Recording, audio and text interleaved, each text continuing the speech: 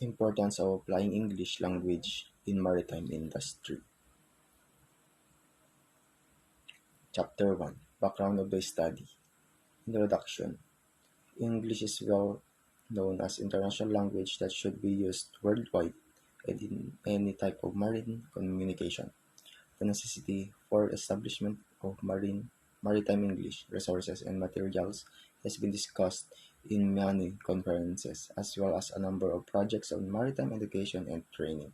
There are only few studies has been discovered on the language competence and skills that maritime universities students need to acquire in order to deal successfully in their academic studies, as well as with the challenges for the potential shoreside career path.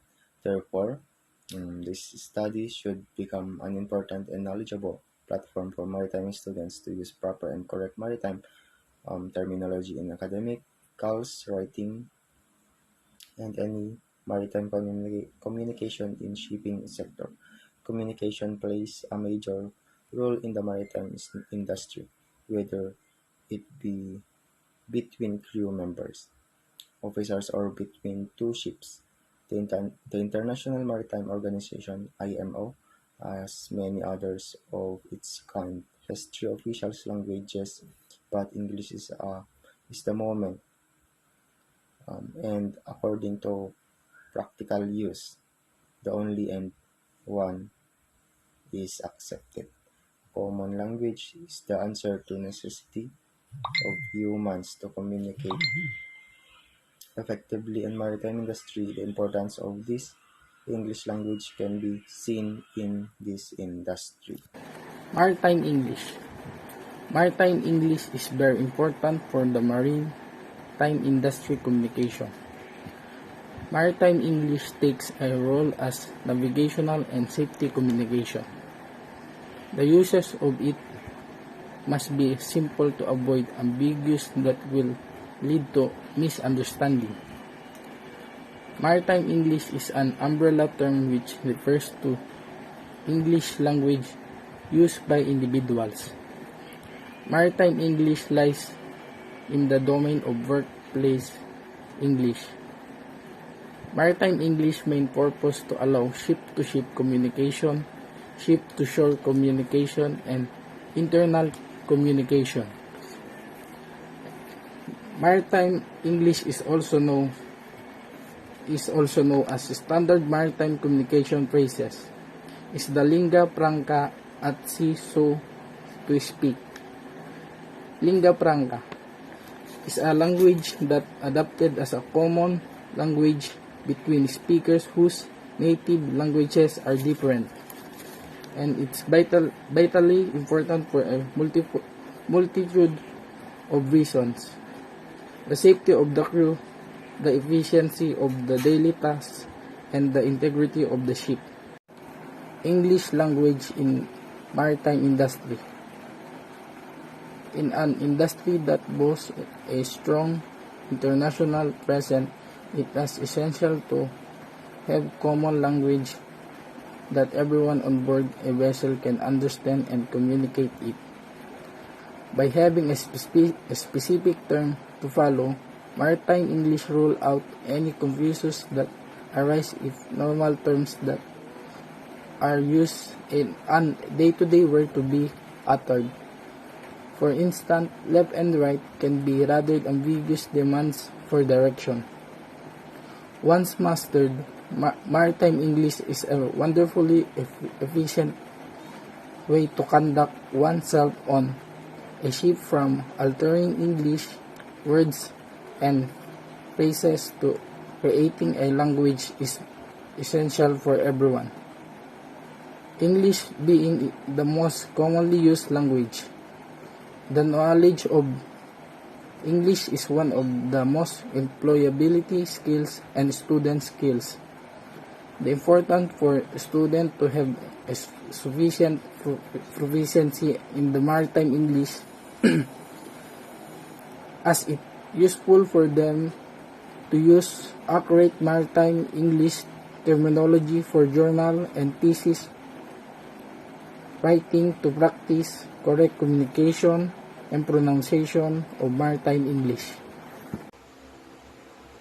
Literature review. According to the legislation, English in the shipping industry is known as maritime English, and the teaching of the subject at all maritime universities, institutes, and colleges worldwide are governed by the IMO Model Course 3.17. Maritime English, consequently, this world-class standard document for the training has set a standard for the English language to be taught and mastered so as to comply with the regulation in maritime sector. In a maritime industry, English is considered as main tool for communication at sea and port. It acts as an important tool because given the international character of the maritime industry on maritime job requirement has strongly emphasized the importance of English language.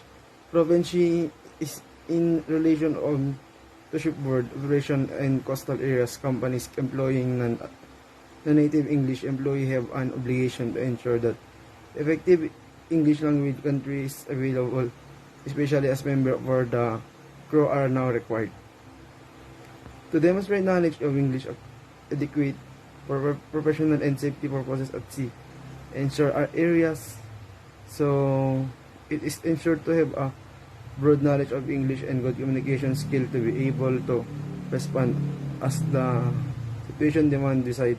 Ship owner and shipping companies often seem to overlook basic issues like the training of the workers employing seamen from different nationalities bring different standard of training on board ship. But for what maritime English is concerned in item SMCP and for level of knowledge regarding TWC, SOLAS, MARPOL, and others. The English language is the lingua franca of the maritime industry and shipping industry.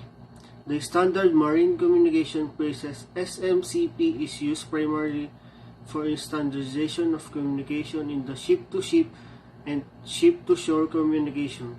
Lastly, the lecturers from maritime universities all over the world should be better in explaining the students about the importance of competence and fluent in maritime English.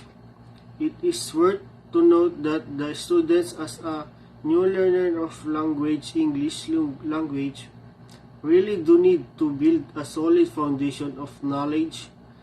It is beneficial for them if their lecturer had well experience for teaching maritime English.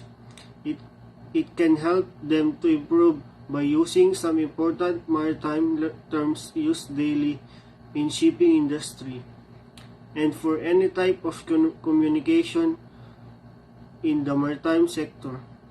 According to British Council 2020, around 2 billion people worldwide will study English, and learning English is not only beneficial, but this also provides a tremendous sense of accomplishments as they improve.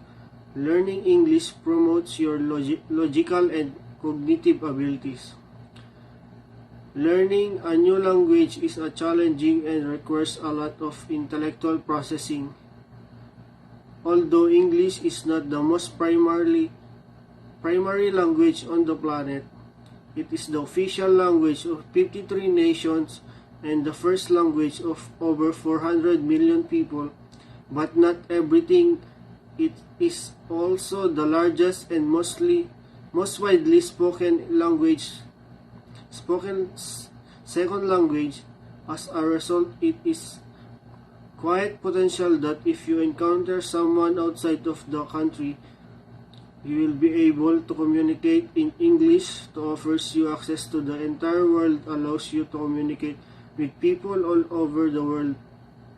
As previously said, learning English makes it convenient to explore any place because it is recognized with first language in 53 nations and as a second language in over 118 countries. Nevertheless, even in locations where the main language employs a particularly understanding of alphabet, airport briefings, train schedules, emergency alerts, and signage are frequently available in English.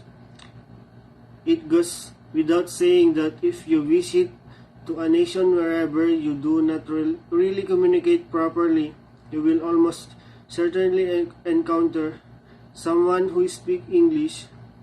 Most documentaries, television shows, novels, and music are now written and produced in English. You will no longer need to rely on translation and subtitles.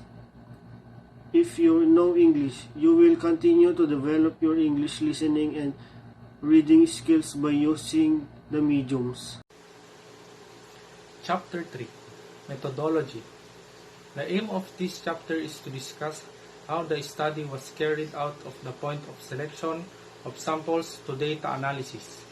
It also provides justification for selecting the questionnaire and mixed method approach for this study. The study was carried out based on the students of Northwestern University who was taking Bachelor of Science in Marine Engineering. For this study, the researcher has used a mixed methodology which is combination of both the qualitative approach and literature review. This is an area where no previous research has been done in our Iraq context. Therefore, the underlying factors are not clear and far to predict a questionnaire has been administered to the collect data. Why is questionnaire appropriate in this study? The fact is that in most cases, students are reluctant to give their true comments in face-to-face interviews. This is one of the reasons for administering a questionnaire to collect data for this study instead of employing interview method. The second reason of just giving questionnaires is that it's more convenient for now with our situation that there is this killer virus that we're avoiding, so it's better to just make a questionnaire for the safety of the respondents. The third reason of using questionnaire is that students are reluctant to express their real expression due to the fact that accepting or disclosing their own mistake could affect them adversely. This is quite evident when going through the previous accident cases where top management always tries to trace the one who was responsible for the last level of defense or the one who triggered the active failure instead of latent failure of the system as a whole. The above was practical issue for selecting the questionnaire option for this research. The researcher faced limited resources challenge with remote places among companies headquarters over 700 kilometers to do this research. The time factor is another challenge for this study. The researcher had complete this study in relative short period of time. In such situations, using a questionnaire with rating scales is a good option.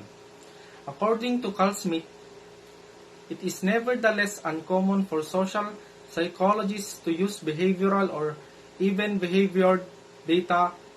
Instead, they rely very heavily on rating or scale. Occasionally, it may be impossible to get another thing more, but we feel that it is seldom our case.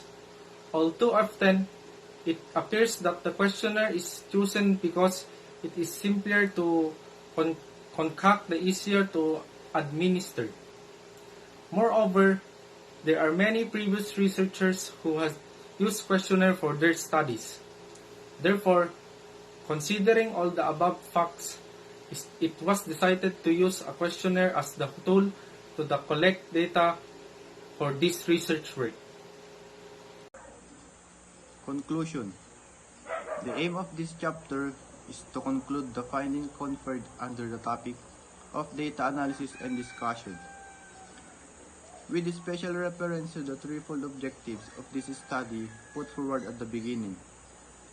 One of the objectives of this study was to examine the importance of applying English language in the maritime industry. Considering the overall result, the researcher would like to conclude this discussion that English is the main language in the world, and it needed to be applied to the maritime industry in order to communicate to anyone while working.